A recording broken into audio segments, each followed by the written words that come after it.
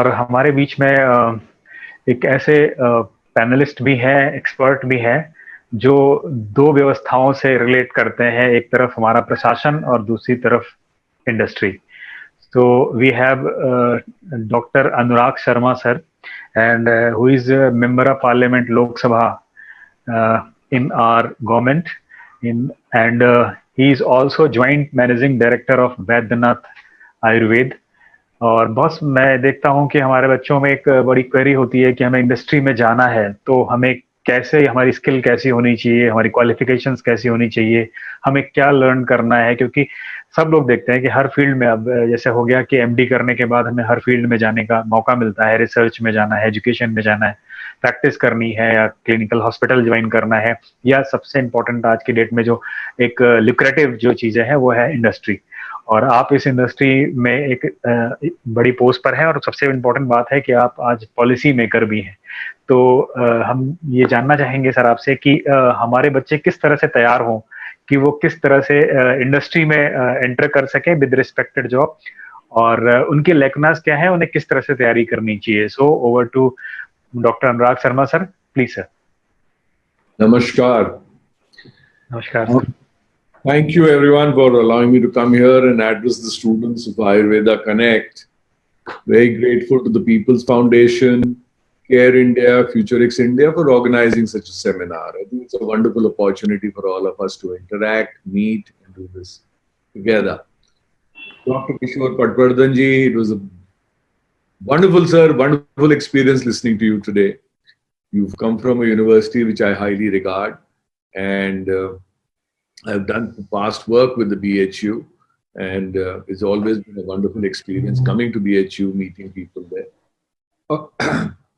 We have some very eminent other panelists, Dr. Nilesh Khode Sahab, Dr. Gayatri, and of course, Alok Ji, who's today moderating this entire conversation. Let me just go back a little bit. And the gist I got from listening to the students was very interesting. It's what I've always felt. And unfortunately, Ayurveda, when once it was at its peak, it did so many thousands of years of work and great research, great teaching. It's probably one of the oldest and one of the most ancient sciences in the world. Nothing matches close to Ayurveda. Very leading colleges did try it at some point of time. Even the government wasn't very conducive. You never even had an Ayurvedic ministry. First time a small department in the central government was created by Atal Bihari Vajpayee's government. So I'm eternally grateful to that great Prime Minister we had. And then now we've had Modi ji. Modi ji made a separate ministry, separate minister for Ayurveda. And we've now at least have a gentleman who's first time leading as a secretary of Ayush, aware, who understands that. He understands the complexities of it. The problems, the nature of Ayurveda has got to change. Today, when the world is looking to you for answers, it's not only because of COVID. It's because over a period of time, we've realized that no one pathy, even Ayurveda, has all the answers. The world will evolve. Your latest evolution is COVID-19. Your viruses are evolving. You have L strains, you have S strains, you have various things which will come. And these are going to come much more frequently. So everyone's going to be looking for answers based on science, based on research. Now, as far as we are coming back and people would be wanting to know what we've done, I come from a company called Vaidyanath. Like I said, it's over 100-year-old company. We established the first research award in 1983. It's under the name of my grandfather, Ved Ram Narayan Sharma Award.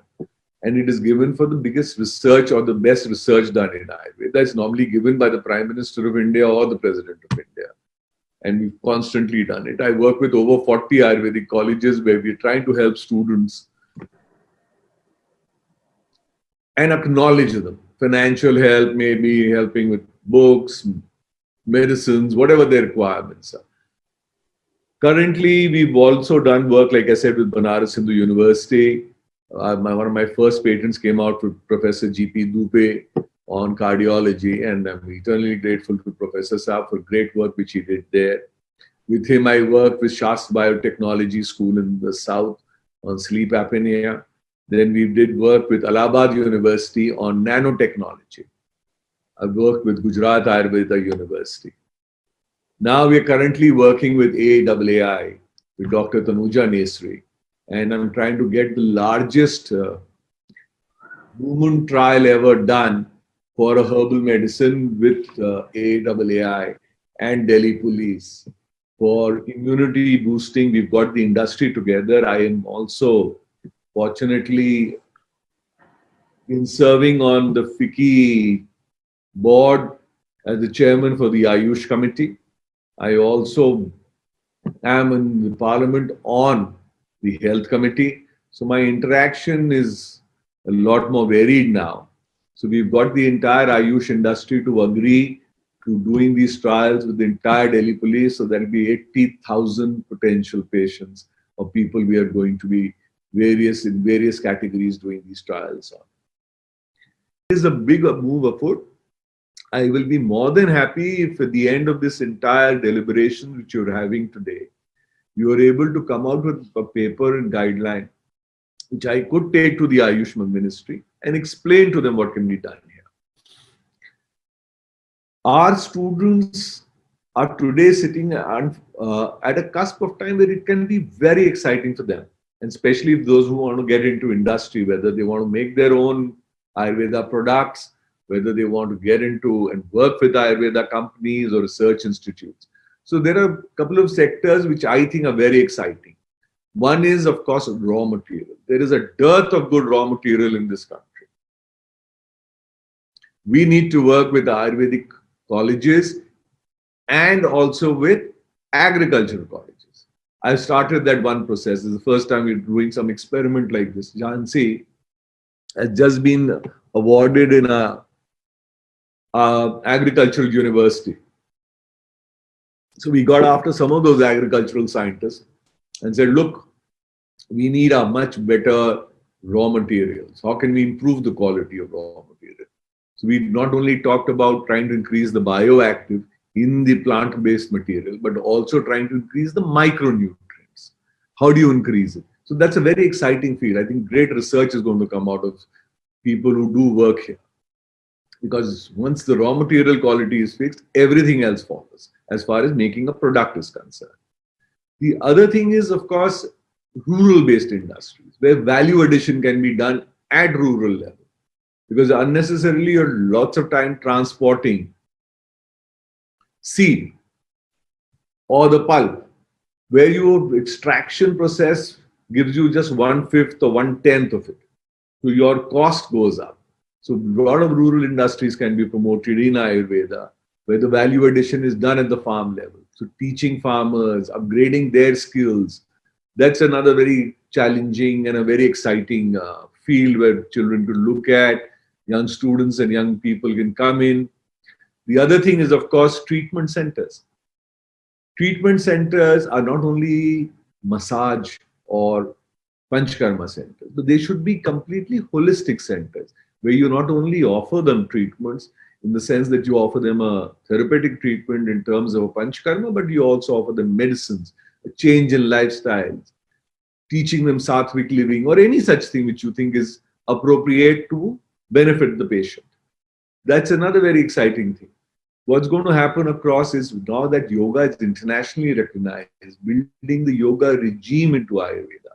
That's going to be the next big thing. And we see that coming in from abroad. All the yoga centers tend to immediately try and adopt Ayurveda. Their knowledge, they're wanting this knowledge.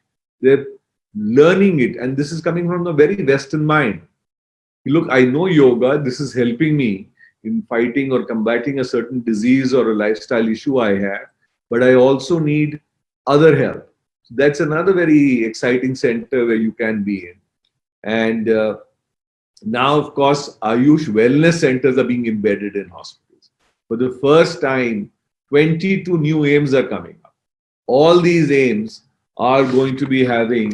In fact, I was in a VC yesterday with the ex-Health Minister, Shri JP Nadda ji, and we were discussing this. Nadda ji is also the chairperson of BJP. So he's my Adhyaksh. So co-sharing and co-interventions is happening at AIMS. I see that happening at Medanta. Medanta, the Ayurveda wing, is doing some certain studies even on COVID patients.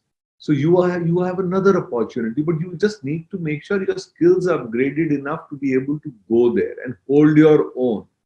Unfortunately for us, what has happened in the last 30, 40 years is people who do not get admissions in MBBS colleges tend to go and find placements in BMS colleges, because at least I'm called a doctor.